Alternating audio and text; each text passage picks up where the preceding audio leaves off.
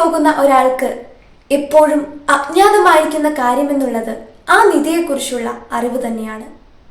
അതെവിടാണ്, എത്രമാത്രം അതിലേക്ക് ദൂരമുണ്ട്, ഏത് പാതയിലൂടെ സഞ്ചരിച്ചു വേണം അത് കണ്ടെത്തുവാൻ, കൃത്യം ഏത് സ്ഥലത്ത് കുഴിക്കണം തുടങ്ങിയ കാര്യത്തെക്കുറിച്ചൊന്നും കൃത്യമായ ഒരറിവ് നിധി അന്വേഷിച്ചു പോകുന്ന ആൾക്ക് ലഭിക്കാറില്ല. എന്നാൽ മുൻപ് നിധിശേഖരം കണ്ടെത്തിയ ഒരാൾ നിധി അന്വേഷിച്ച് കണ്ടെത്തുവാൻ ആ വ്യക്തിയെ സഹായിച്ചാൽ അത് എത്രമാത്രമായിരിക്കും ആ വ്യക്തിക്ക് ഉപകാരപ്പെടുക.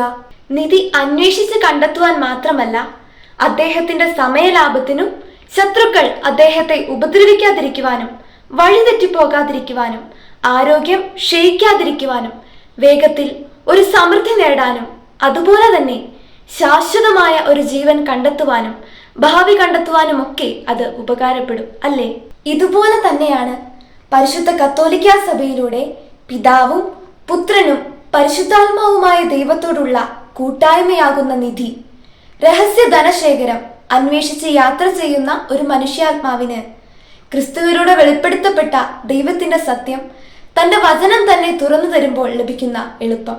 തിരുസഭയുടെ സത്യവിശ്വാസത്തിലൂടെയും പരിശുദ്ധ വചനത്തിലൂടെയും യഥാർത്ഥ വഴി നമുക്ക് ദൈവം തന്നെ വെളിപ്പെടുത്തി തരുമ്പോൾ ദൈവത്തെ അന്വേഷിച്ച് അവിടുത്തെ കൂട്ടായ്മയിൽ പങ്കുചേർന്ന് അവിടുത്തോട് ഒന്നായി തീർന്നുകൊണ്ട് നമ്മൾ ആ യാത്ര വേഗത്തിൽ പൂർണ്ണമാക്കുക എന്ന് പറയുന്നത് ലളിതവും ശ്രമം ഏറെ ഇല്ലാത്തതുമായ ഒരു കാര്യമായി തീരും.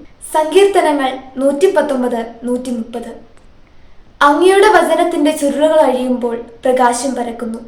എളിയവരായ നമുക്ക് അത് അറിവ് പകരുന്നു.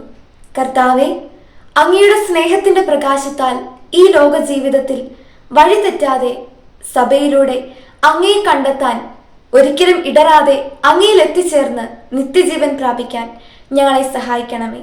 ആമേൻ.